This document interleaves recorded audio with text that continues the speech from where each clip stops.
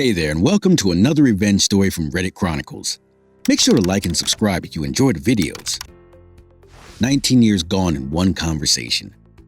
My 46-year-old male, wife, 48-year-old female, of 19 years told me about her friend setting her up on a blind date. She had a girls' night out with her friend T.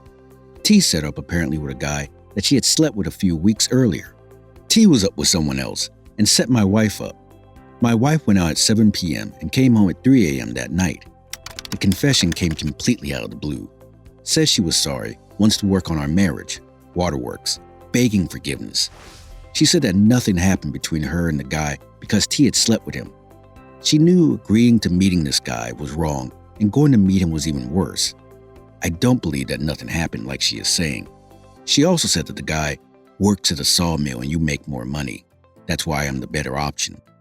Basically, she was confessing to actively trying to replace me. If she could find someone with a better paying job, this post would be much different. Not long after this girls' night out, and before the confession, my wife and T had a total meltdown with their friendship. Suddenly, they went from best friends to T is a liar and a manipulative, jealous person, according to my wife.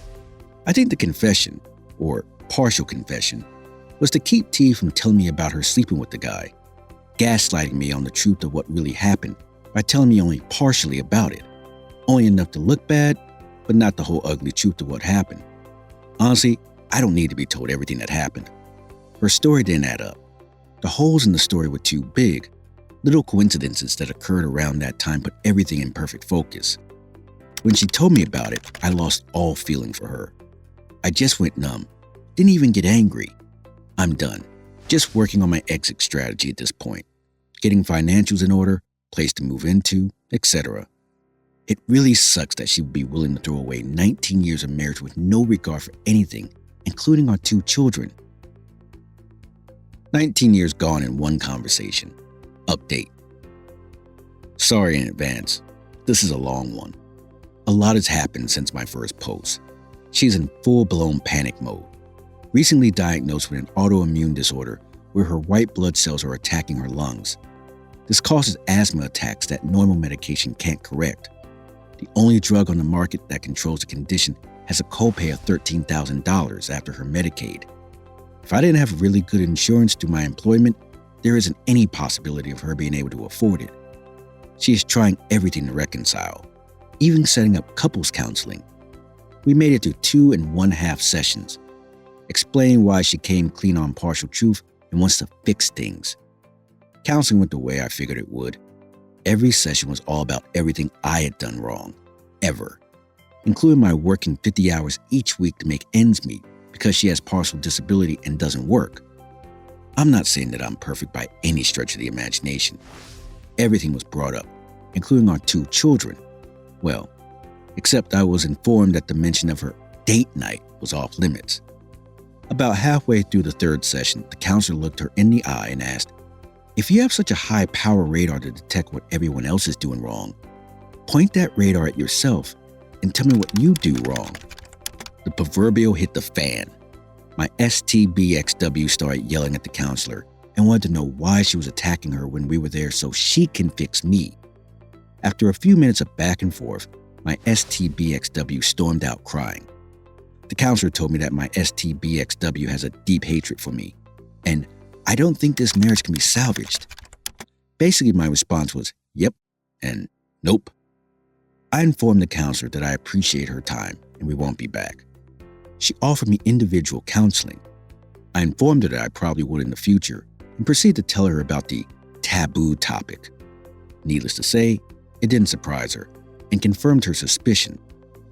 Needless to say, the entire trip back to the house was about what a quack the therapist was. I've basically been on autopilot when I'm at the house. I refer to it as the house because it isn't a home anymore. I moved into the spare bedroom. As far as I'm concerned, I may be married, but I no longer have a wife. If she didn't need good medical insurance coverage, she would still be on the hunt. I don't need to track down T to get the whole story. I live in a small community of less than 1,000 people. I commute to work in a bigger city daily. Monday of this week, while at the only grocery store in the community, guess who ran to my STBXW? none other than the blind date guy. Small town, right? It was bound to happen. I was at the end of the aisle when he walked up to her. He is a small guy, maybe 5'9" and 150 pounds. She had her back to me and didn't realize where I was.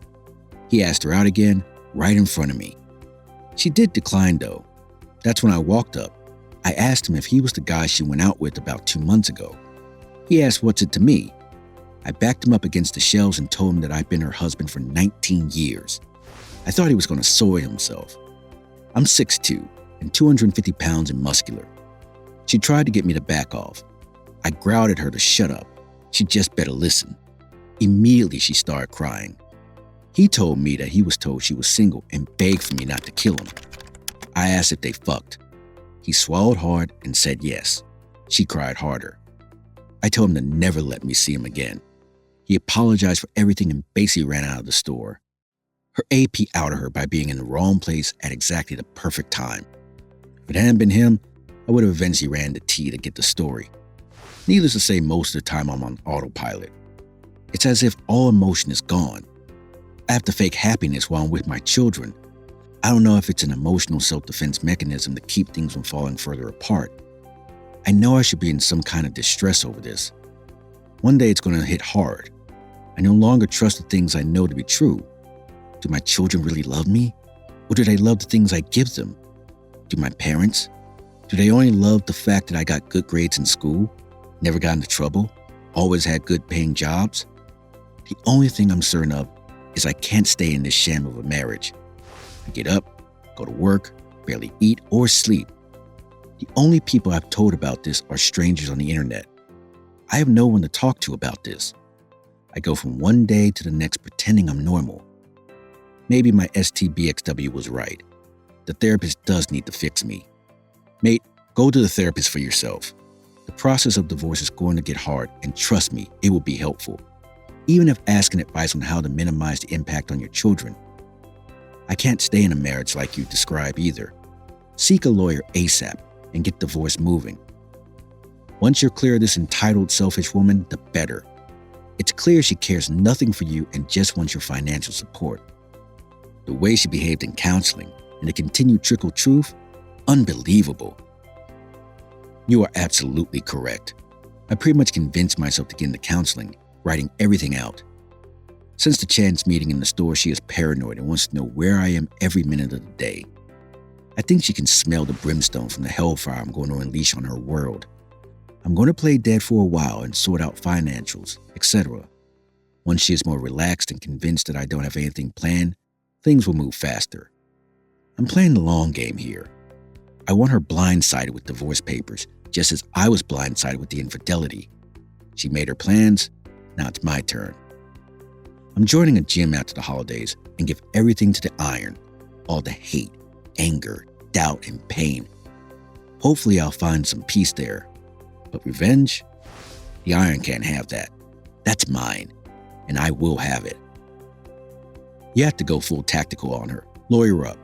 You should go for full custody of your children, or they'll end up twisted at least in some way by her. It strikes me she wouldn't be above trashing you once she knows it's fully over for good. The other thing is her immune disorder. She took a huge chunk of your life. Time for you to hit the gym. Her fit, her off. She's a narcissistic sociopath, mate. She can't see the world through your lens. It is still about her in her mind. Good luck, and thanks for showing us all some more signs to look out for. So she gaslit you into counseling, but when the counselor calls her out, she freaks out. Then when you confront the other man, he throws her under the bus. Yeah, it's over, buddy.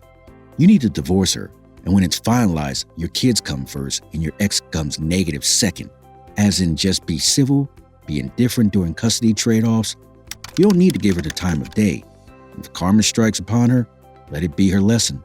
And don't take her back. Maybe that'll make her a better person. Let's move on to my thoughts and advice for the person that is dealing with this problem. The story highlights the deep betrayal and deception experienced by the individual when their spouse went on a blind date with someone else and lied about it. It's understandable for the individual to feel hurt and lose trust in their spouse. The story also illustrates the emotional toll that such a situation can have on a person. The individual describes feeling numb and emotionally detached as a coping mechanism. It's important to acknowledge that people react differently to trauma and emotional distress. The breakdown in communication between the couple, as evidenced by the failed counseling sessions, is a significant issue. Effective communication is crucial in any relationship, and the story underscores the consequences when it breaks down. The individual expresses concern for their children and their well-being in the midst of this marital crisis.